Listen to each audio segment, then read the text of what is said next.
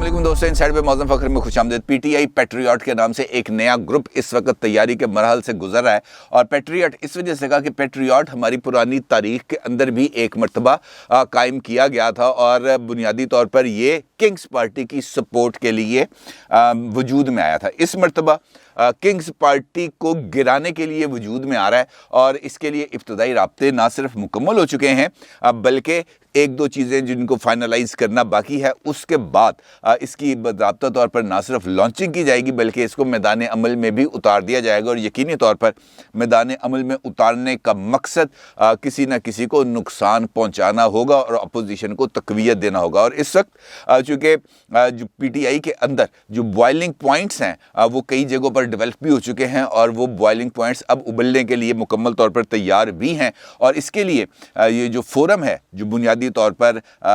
तनकीद का फोरम है या पीटीआई से दूरी का फोरम है, ये पैट्रियट ही बनने जा रहा है और इसके लिए अमली तौर पर इसका इजहार होना शुरू है। ज़्यादा पुरानी बात नहीं है। अगर हम गौर करें तो एक वक्त था आज से कुछ साल पहले जब पाकिस्तान के अंदर तब्दीली के नाम का नारा बुलंद किया गया था और तब्दीली एक उम्मीद के इस्तारे के तौर पर इस्तेमाल हो रही थी, लेकिन इस वक्त एक खौफ का नाम बन चुका है और ये खौफ अब पीटीआई के अरकान असम्बली के अंदर भी पैदा होना शुरू हो गया, क्योंकि उनको पता है कि अब वक्त गुजर गया है, इलेक्शन का वक्त करीब है और इलेक्शन के लिए उनको दोबारा लोगों के सामना करना होगा, लोगों के पास जाना होगा और वहाँ पर अब तब्दीली के इस्तारे को लेकर या तब्दीली की उम्मीद को ख़त्म करके जब वो जाएंगे लोगों के पास तो वहाँ पर जो रद्दअमल आएगा वो रद्दअमल बुनियादी तौर पर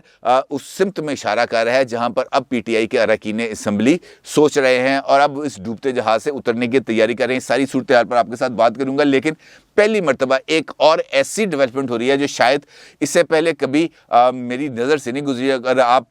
के पास ऐसी कोई इन्फॉर्मेशन हो तो ज़रूर मेरी रहनुमाई भी कीजिएगा कि हुकूमत लॉन्ग मार्च करे। अपोजिशन तो हमने देखी है लॉन्ग मार्च करते हुए, अपोजिशन को हमने देखा है कि वो मुख्तलिफ हुकूमतों के ख़िलाफ़ लॉन्ग मार्च करती है, लेकिन पहली मरतबा हुकूमत लॉन्ग मार्च कर रही है हुकूमत के ख़िलाफ़। और ये मौजज़ा सिर्फ पीटीआई के ही दौरे इक़्तिदार के अंदर सामने आ सकता था और खुद पीटीआई की फेडरल गवर्नमेंट के वफाकी वज़ीर ने ऐलान किया है कि वो भी 27 फरवरी को लॉन्ग मार्च करेंगे और घोटकी से लॉन्ग मार्च का आगाज़ करेंगे और कराची जाएंगे। और ये वही दिन है जिस दिन पीपल्स पार्टी ने कराची से लेकर इस्लामाबाद तक लॉन्ग मार्च की कॉल दी हुई है। यानी एक सोचे समझे मंसूबे के तहत पीटीआई ने भी अपनी एजिटेशनल पॉलिटिक्स के लिए उस तारीख का तयन किया है जिस तारीख को ऑलरेडी पॉलिटिकल एक्टिविटी का ना सिर्फ आगाज़ होगा बल्कि फेडरल गवर्नमेंट के ख़िलाफ़ सिंध से एक जो रैली है उसकी क़यादत करेंगे बिलावल साहब। और जब ये किसी भी जगह पर इन दोनों जमातों का एक दूसरे के साथ आमना सामना होगा तो इसका मतलब ये है कि फेडरल गवर्नमेंट ने जानते बूझते एक ऐसी नुक्से अमन की फ़ज़ा को पैदा करने की कोशिश की है जिसके नतीजे में मुल्क भर के अंदर एक अनारकी की कैफियत या इंतशार की कैफियत पैदा हो सकती है। क्योंकि अभी अपोजिशन इस बारे में गौर व फिक्र कर रही है, प्रपोजल्स का तबादला हो रहा है, तजावीज़ का तबादला हो रहा है कि जनाब हम मिल के ही क्यों ना लॉन्ग मार्च कर लें, क्योंकि पीडीएम ने 23 मार्च को लॉन्ग मार्च की कॉल दी हुई है जबकि पीपल्स पार्टी की तरफ से 27 फरवरी की लॉन्ग मार्च की कॉल आई हुई है। और इस वक्त सिंध के अंदर जो पीटीआई के ने नई तंजीम साजी की है और अली जैदी साहब को बना दिया है उन्होंने सिंध का सदर। अब सिंध का सदर बनने के बाद पहले तो उनको अपनी पार्टी के अंदर से ही शदीद तनकीद का सामना करना पड़ा था। आमिर लियाकत उनके ख़िलाफ़ उठ खड़े हुए थे और उन्होंने अच्छी खासी सुनाई थी, लेकिन फिर इमरान खान साहब के साथ 1 घंटे की मुलाकात के बाद आमिर लियाकत की तरफ से ये बयान सामने आया था कि जनाब सब कुछ सेटल डाउन हो गया। फिर अली जैदी के साथ उन्होंने एक मुलाकात की अपनी तस्वीर भी सोशल मीडिया पर शेयर की थी जिसके अंदर अली जैदी बैठे हुए हैं और आमिर लियाकत साहब खड़े हैं और वो बैठे हुए को ही गले लगा रहे हैं। यानी लचक का मुजाहरा अली जैदी साहब की तरफ से नहीं किया गया था। सुलह दो शख्सियात के दरमियान बराबरी की सतह पर होती है, लेकिन अली जैदी साहब ने उस वक्त भी आमिर लियाकत को ये बता दिया कि भाई तू झुक रहा है, मैं अपनी जगह पर आज भी कायम हूँ। और उसके बाद आमिर लियाकत साहब जो मर्जी कहें, लेकिन अब मामला इसी तरीके से आगे चलेगा। अब ये जो उन्होंने लॉन्ग मार्च की कॉल दी है पीटीआई की लीडरशिप की तरफ से, वो बुनियादी तौर पर है سندھ کے اندر لوکل باڈیز سسٹم کے لیے جو قانون سازی کی ہے اس کے خلاف۔ اب دلچسپ بات یہ ہے کہ آلریڈی 16 دن سے سندھ اسمبلی کے باہر جماعت اسلامی کی طرف سے دھرنا جاری ہے، وہ بھی لوکل باڈی سسٹم کے خلاف جو قانون سازی کی ہے پیپلز پارٹی گورنمنٹ نے، وہ بھی اس پر احتجاج کر رہے ہیں۔ اور اب M Q M, G D A اور پی ٹی آئی مل کے لانگ مارچ کرنے کا انہوں نے اعلان کیا۔ تو اس کا مطلب یہ ہے کہ سندھ کے اندر اب اس حوالے سے جو تیزی ہے پیپلز پارٹی کو تھوڑا سا بیک فٹ پہ لے کے جانے کے لیے وہ سامنے آئے گی۔ اور بنیادی طور پر اگر ہم دیکھیں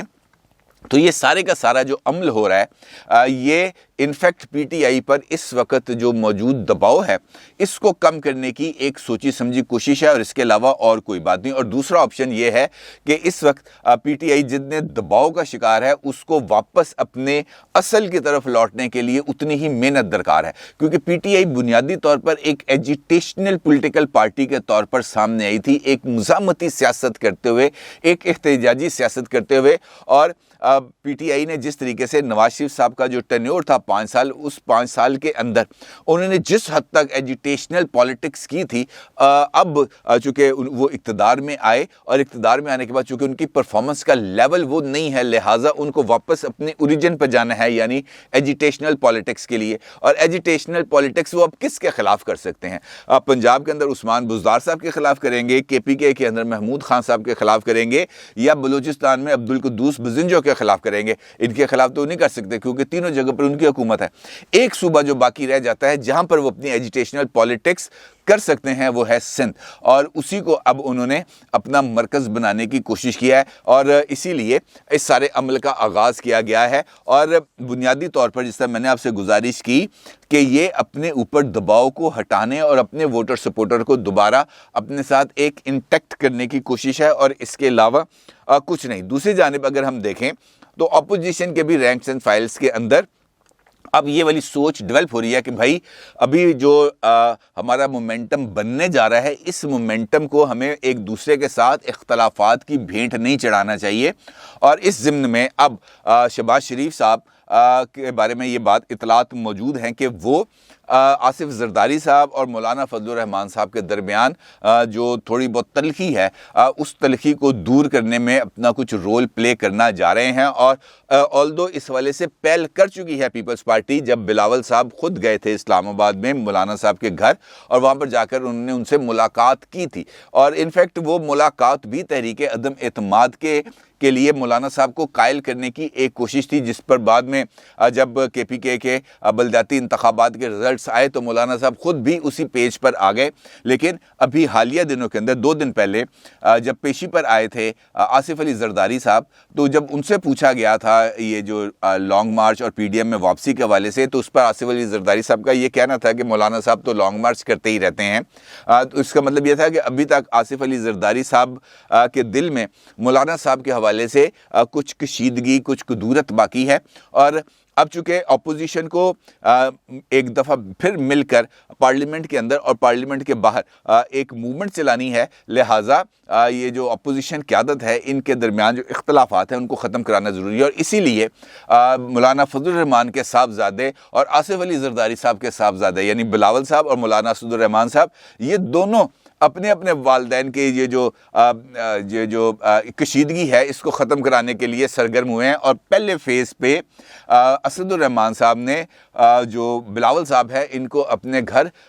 کھانے کی دعوت دی ہے اور وہاں پہ ان کو بلایا ہے۔ بنیادی طور پر اگر آصف بلاول صاحب وہاں پر جائیں گے تو یقینی طور پر اسد الرحمان صاحب کے ساتھ بھی ان کی ملاقات ہوگی، اور مولانا صاحب بھی اس کھانے میں تو شرکت شاید کرے۔ تو اس کا مطلب یہ ہے کہ وہ آئس میلٹنگ کی طرف یہ جو کوششیں ہیں وہ آگے بڑھتی ہوئی چلی جا رہی ہیں۔ دوسری جانب جو نون لیگ ہے اس کے اندر بھی اب گفتگو اور وہ جو حتمی مراحل ہیں وہ طے ہونا شروع ہو گیا۔ مثال دیتا ہوں آپ کو کہ آج پریس کانفرنس کی لاہور کے اندر احسن اقبال صاحب نے اور ایاز صادق صاحب نے، بنیادی طور پر یہ پریس کانفرنس تھی یہ جو اسٹیٹ بینک کا قانون پاس کرایا گیا ہے نیشنل اسمبلی سے اس کے اوپر، اور مسلم لیگ نون نے یقینی طور پر اس کے اوپر بہت زیادہ تنقید کی۔ اور پریس کانفرنس کے بعد جب کویسچن آنسر سیشن ہو رہا تھا تب کسی तब जर्नलिस्ट ने पूछा ख़ास तौर पर परवेज़ खटक साहब के हवाले से कि ये जो परवेज़ खटक साहब ने पीटीआई की जो पार्लियामेंट्री पार्टी की मीटिंग थी, उस मीटिंग के अंदर आकर टफ टाइम दिया है इमरान खान साहब को, तो इसके बारे में आपकी क्या राय है? तो जवाब एहसन इकबाल ने नहीं दिया, जवाब दिया जो हैं सरदार अयाज सादिक साहब की तरफ से जवाब आया, और सरदार अयाज सादिक साहब ने कहा कि उनको भी फ़ोन आ गया, यानी परवेज़ खटक साहब को भी फ़ोन आ गया, और इसके बाद उन्होंने मुस्कुराना शुरू कर दिया। फिर उन्होंने कहा कि अब मैं मुस्कुराऊंगा तो आप कहेंगे कि ये मैं एक मरतबा फिर मुस्कुरा रहा हूँ। तो आपको पता ही है कि फिर फ़ोन कहाँ से आएगा और क्यों आएगा। और इस सारे मामलात के अंदर ये इतला भी इस वक्त बहुत ज़्यादा गर्दिश में है, बल्कि एक टीवी चैनल पर एक सीनियर कॉरेस्पॉन्डेंट की तरफ से भी इस बात का इंकशाफ किया गया कि परवेज़ खटक साहब की तरफ से जो रद्द अमल आया है इमरान खान साहब के सामने पार्लियामेंट्री पार्टी की मीटिंग में, ये जहांगीर तरीन साहब के फ़ोन कॉल के बाद आई है। अब अगर अयाज सादिक साहब को और इस वाली बात को, चूँकि ये बात कल हुई, अयाज सादिक साहब ने ये बात आज की, अगर हम इन दोनों को मिलाएं तो फिर अयाज सादिक साहब के वो जो साथ जहांगीर तरीन साहब की मौजूदगी के अंदर जो गुफ्तगू हुई थी, तो कुछ कड़ियां आपस में जुड़ती हुई नज़र आ रही हैं। तो इसका मतलब यह है कि पॉलिटिकल डेवलपमेंट के अमल का आगाज़ है। और जिस तरीके से मैंने आपसे गुफ्तगू के आगाज़ में कहा था कि पीटीआई के अंदर एक नया पैट्रियट ग्रुप बनने जा रहा है, तो अगर हम इन तमाम लिंक्स को जोड़ें तो इस खबर के अंदर भी सदाकत नज़र आती है, क्योंकि सरदार अयाज सादिक साहब वही शख्सियत थे जो 22 अरकान की एक लिस्ट लेकर गए थे लंदन, और जाकर उनकी नवाज शरीफ साहब से मुलाकात हुई थी। अब जिस पैट्रियट ग्रुप के बारे में मैं आपके साथ जिक्र कर रहा हूं, इसका इशारे भी बड़े ऊपर वाले लेवल से आए हैं, और जो इसके लिए जो डेवलपमेंट्स हैं उसके बारे में ये भी बताया गया है कि कुछ पहली मुलाकात हो चुकी है, और जैसे ही ये जो क्लैरिटी आ जाएगी तहरीक अदम एतमाद की कामयाबी और कामयाबी के बाद वाले सेटअप में, और सेटअप के अंदर आगे क्या क्या चीज़ें होंगी, वज़ीर आज़म कौन होगा, कितने अरसे में असम्बली तहलील की जाएगी, केयर टेकर सेटअप के अंदर क्या होगा, जैसे ही इस पर क्लैरिटी आ जाएगी सामने, तो उसी के बाद ये जो फॉरवर्ड ब्लॉक है, या इसको आप पैट्रियट ग्रुप कहें, ये भी मंजर आम पर आ जाएगा। और इस सिलसिले में अगर आप टीज़र देखें सलीम साफ़ी साहब के जो नूर आलम खान साहब के साथ हुए हैं, और आज रात को ये नशर भी होगा, क्योंकि जिस वक्त मैं आपसे ये गुफ्तगू कर रहा हूँ उस वक्त ये वो वक्त पहले का है, और